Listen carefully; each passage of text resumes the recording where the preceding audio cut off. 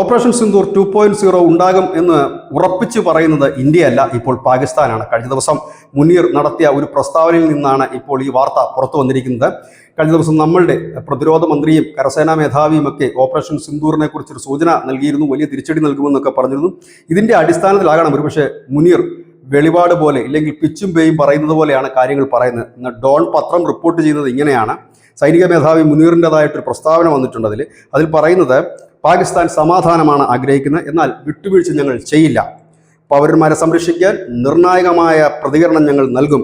ഇപ്പോൾ അഫ്ഗാനിസ്ഥാൻ വഴിയാണ് ഇന്ത്യ നീക്കങ്ങൾ നടത്തുന്നത്.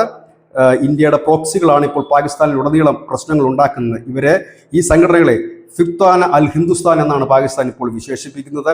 ഏതായാലും നിലവിലൊരു സാഹചര്യത്തിൽ യുദ്ധത്തിന് സാധ്യതയില്ല എന്നും മുനീർ പറയുന്നുണ്ട്. ഒപ്പം തന്നെ സിന്ദൂർ പോലുള്ള നടപടിക്ക് മുതിരരുത് എന്നും പറയുന്നു. അപ്പം നിങ്ങളുടെ സമ്മർദ്ദത്തിന് വഴങ്ങില്ല എന്ന് പറയും. അതായത് ഒരു കിളിപോയ അവസ്ഥയിലാണ് മുനീർ. അടി കിട്ടുമോ ഇല്ലയോ എന്നൊരു ചോദ്യം വലിയ രീതിയിൽ തന്നെ ഉണ്ട്. കാരണം പാകിസ്ഥാനിലെ സ്ഥിതി ഇപ്പോൾ അത്യന്തം സ്ഫോടനാത്മകമാണ്. ബലൂചിസ്ഥാന്, ഖൈബർ പഖ്തൂൺ മേഖല, ഒപ്പം തന്നെ അഫ്ഗാനിൽ നിന്നുമൊക്കെയുള്ള വലിയ തിരിച്ചടികളും ആക്രമണങ്ങളുമാണ് പാക് സേന നേടുന്നത്.